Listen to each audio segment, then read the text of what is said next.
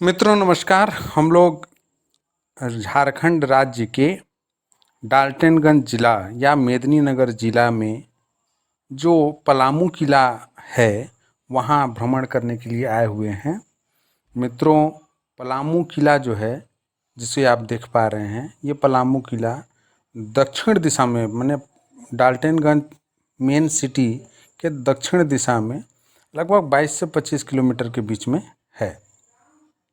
ये पलामू किला जो है, देखिए इसकी बड़ी बड़ी दीवारें, ऊंची ऊंची दीवारें अन्य राजा के आक्रमण से बचने के लिए बनाया जाता था।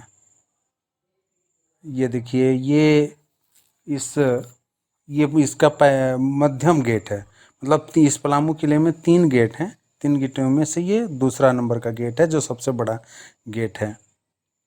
इसमें ईंट पत्थर को जोड़ने के लिए चूना और बेल के रस का उपयोग किया गया है। मतलब बेल के गोंद का रस उपयोग किया गया है और पहले के ज़माने में इसको मिला करके बनाया जाता था। बड़ा ही मजबूत ये किला है।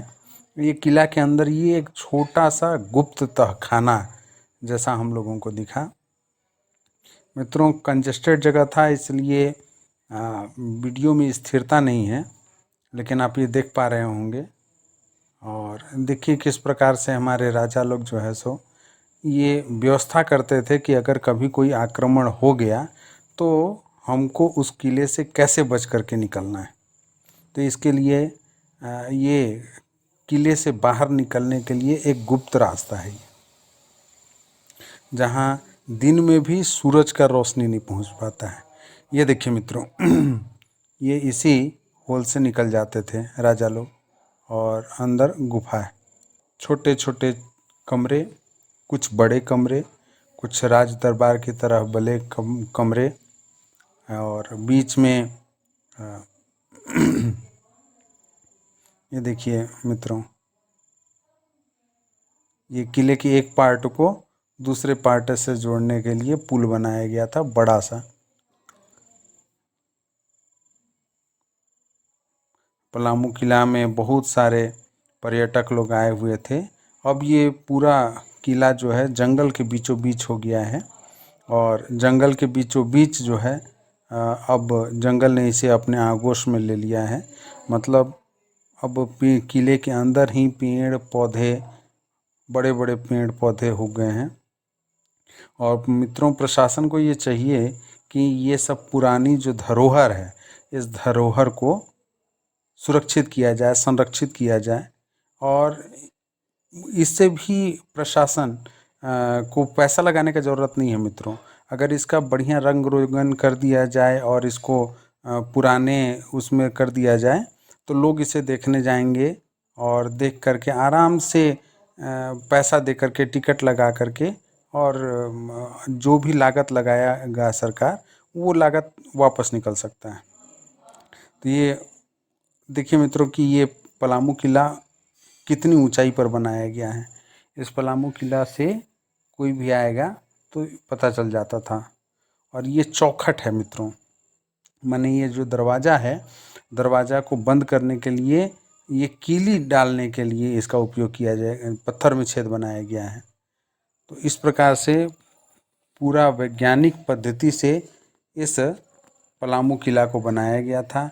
बड़े बड़े चौखट, पत्थर के चौखट, और ये उस समय भी चेरो राजाओं के द्वारा बनाया गया था। बाद में तो चेरो राजा यहाँ से हट करके पलामू में दूसरा एक और किला बनाए थे और वो किला जो है कोयल नदी के बीचों बीच है, के बगल में है। ये दूसरा दरवाज़ा मित्रों, इस किले के दरवाजे के पास संस्कृत में श्लोक भी लिखा गया है।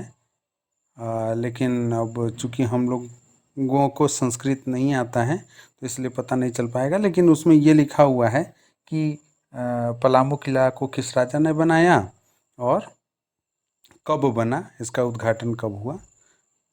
और ये देखिए मित्रों, ये पलामू किला के ऊपरी तह में जाने के लिए ये रास्ता है।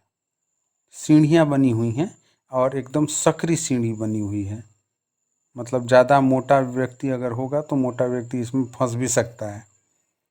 लेकिन देखिए, और सबसे बड़ी बात ये है मित्रों कि ये जो पुराने किले हैं, इसमें मैं जहाँ जहाँ देखा, जहाँ जहाँ घूमा, जहाँ तो वहाँ जो सोना बाबू लोग नहीं रहते हैं, वो सोना बाबू लोग अपना अपना सोना और बाबू का नाम लिख करके दिल का आकार बना करके पूरा किले को बर्बाद कर दिए हैं।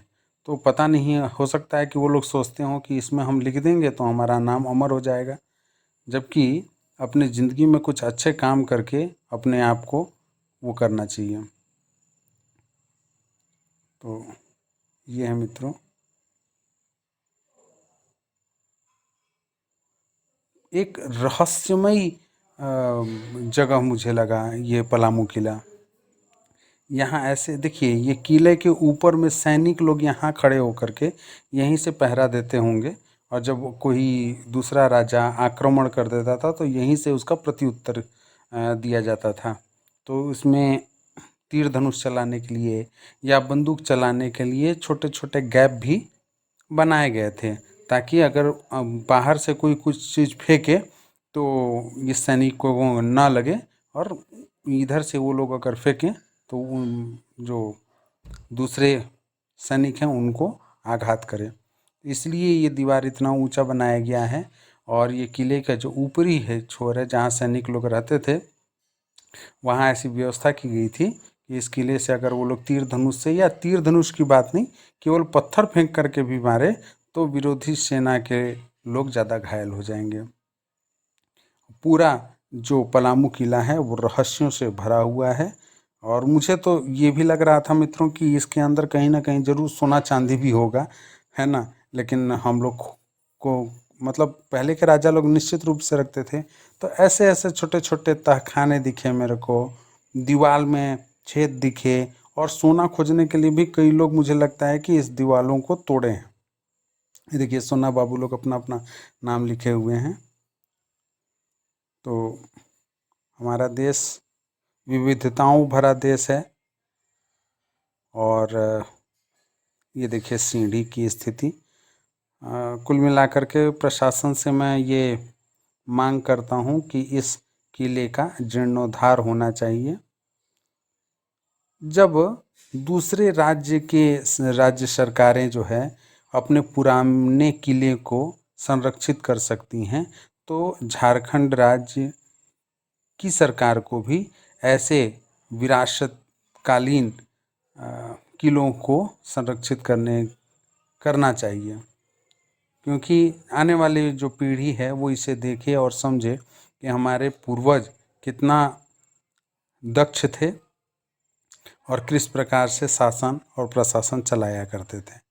ये देखिए मित्रों, ईंटें आप लोग देखेंगे अगर, तो पतले पतले ईंटें हैं, ज़्यादा मोटे ईंट नहीं हैं, पतले पतले ईंट हैं। ये गुंबद है। असल में ये जो पूरा पलामू किला बनाया गया है, ये मुगल नहीं, मतलब मुस्लिम शैली का है, तो इसलिए आपको जगह जगह गोल गुंबद दिखाई देंगे। और ये देखिए गोल गुंबद, है ना। और ये दरवाजे भी मेहराब के आकार पे बने हुए हैं। ईंटें पतले पतले हैं और काफ़ी सख्त हैं, मतलब उन्हें बहुत सावधानी पूर्वक पकाया गया है, मजबूती के साथ पकाया गया है।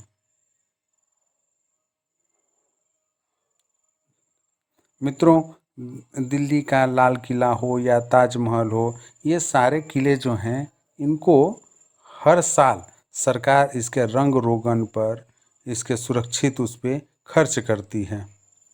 तो राज्य सरकार को चाहिए कि इस पर भी सरकार खर्च करे और इसका जीर्णोद्धार करवाएं। धन्यवाद, नमस्ते।